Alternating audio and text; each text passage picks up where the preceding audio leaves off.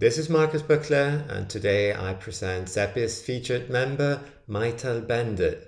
I'm pleased to welcome her, and please tell us about who you are and what you do. Sure. So my name is Meital Bendet. I'm a Psy.D candidate at the Wright Institute in Berkeley, California. I had my graduate studies before in Tel Aviv University for clinical psychology, and I'm currently an intern in Mount Sinai, Beth, Israel. So the first Sepi meeting that I attended was in New York, and I was just following my dissertation advisor, Hannah Levinson, who was giving the pre-conference workshop on clinical supervision.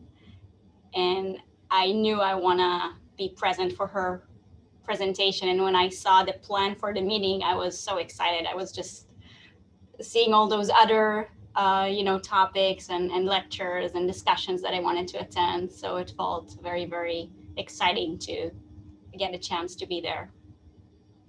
That's really great. And how would you say has Sepi influenced you? What have you gained and found and learned? And what is the most meaningful to you about your membership with Sepi? I think that for me, as someone who's been trained in Israel and then in California and currently in New York, I've always got a sense that my advisors had a specialty in a specific domain. And I felt this implicit expectation that I will shape my, professional identity in a way that will be, either CBT or psychodynamic. And it never quite fit. And I remember when I saw the meeting calendar for the Sepi meeting, I just saw all those topics that really cut across different orientations. And it's a totally different way of thinking that's really resonated with me. And meeting, like-minded people in the meeting and just kind of getting to learn about a different way, an integrative way of thinking and conceptualizing that doesn't ask of me to give up, I like some aspects of CBT. I can enjoy doing that work, and I love doing, relational work, and I enjoy research, and I enjoy practice. And it felt like this is the place where I can try to integrate the different parts of my identity and then become the therapist that I want to be. That's really great. Completely agree, actually.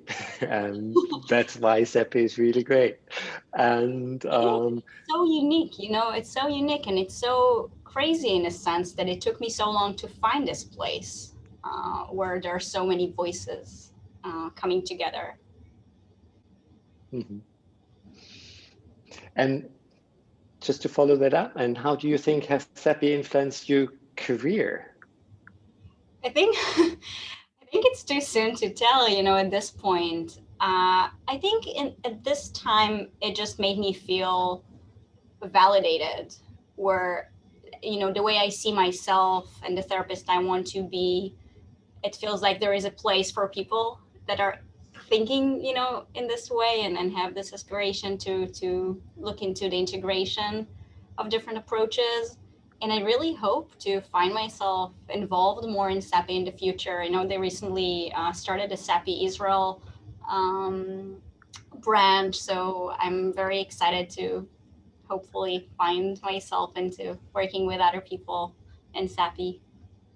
That's really great. And I think networking and having that network in different countries and with all the different regional networks, I think this is a very, very positive thing Sepi provides as well, to have the general international Sepi and then the regional network where you provide an opportunity and the possibility to transport this information and this aim or this perspective on psychology and psychotherapy also into specific countries, and then integrate also the different perspectives from the regional networks back into the international level. And I think that is a really, really great opportunity. And yeah, looking forward to see you in all those situations as well.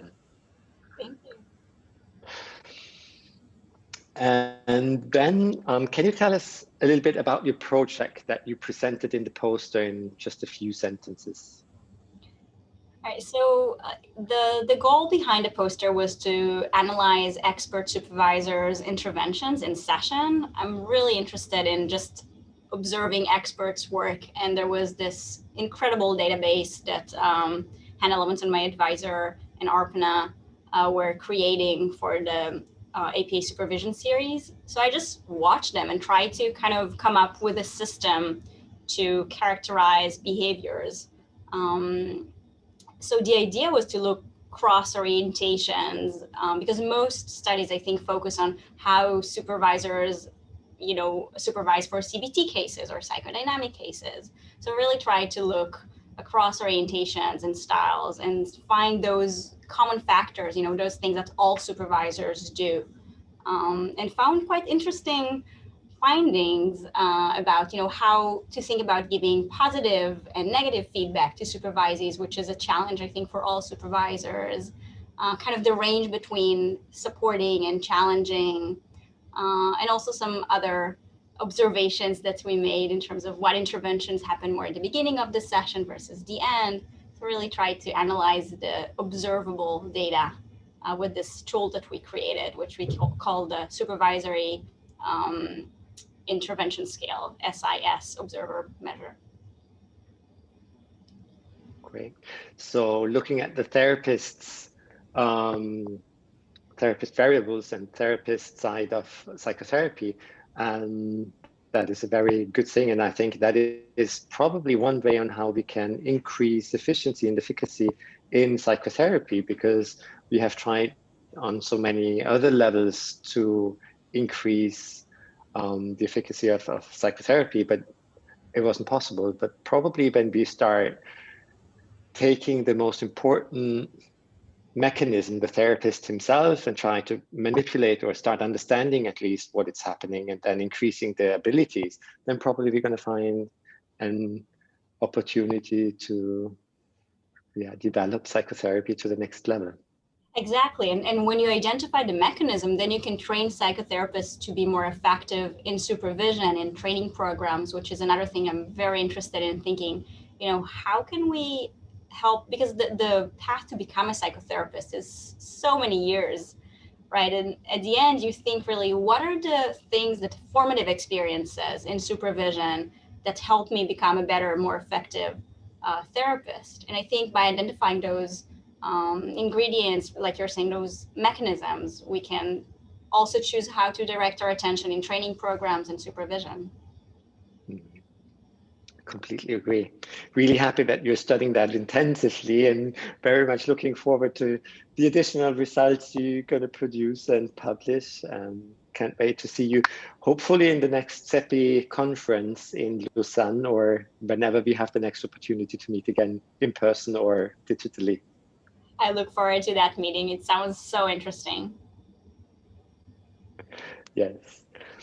And then just the last question, what do you see as the future of psychotherapy integration? I felt this is a question for more experienced people than myself. But from the way I see it, I think that there is that most people will agree that the therapeutic relationship is one of the common factors, the most important ones. And I feel like we still don't quite understand how to promote a better alliance, how to really identify when our patients are, kind of withdrawing from us or not feeling satisfied with treatment. And for me, as someone still in training, I wish to see in the future more trainings on addressing the therapeutic alliance, not just kind of naming it as a common factor, but really being able to identify ways to work with it more effectively. And there are so many things going into this, when to focus on the emotion, when to be more supportive, all of those decisions that we make, that we can kind of monitor how the patient responds to us. I feel like this is such a skill that takes probably decades to develop. And I wish that with this awareness, psychotherapy integration will help us create better trainings for that purpose. Mm-hmm. So in this highly complex procedure, highly complex therapeutic mechanisms we are using, it's so diligent when we decide when to do what and whether we are really in accordance with the needs of the patient, or when we actually contrary to what he thinks he needs, but we actually think he needs that at that moment, and finding the right points for decision making processes, and learning how to do that. I completely agree that this is something very, very important. Yeah, great. And then my final question, can you just tell us a fun fact about you? So the fun fact about me is that I have a crazy fear of heights, but it didn't stop me from skydiving several years ago, which is, I'm never going to do that again, but I did check my, fear of heights. Great. Thanks a lot. Do you want to add something to what I asked you, or anything you would like to say in addition? I guess I'm still grieving a little bit the loss of the meeting because of COVID, and I'm just looking forward so much to seeing everyone and participating in the next meeting, hopefully without masks, but who knows, with or without. Yes, I completely agree. I'm really missing that as well, and hopefully Lausanne is gonna work out normally, or at least almost normal. Yes. So then I stop the recording. Just check, where's my button? Yeah, there we go.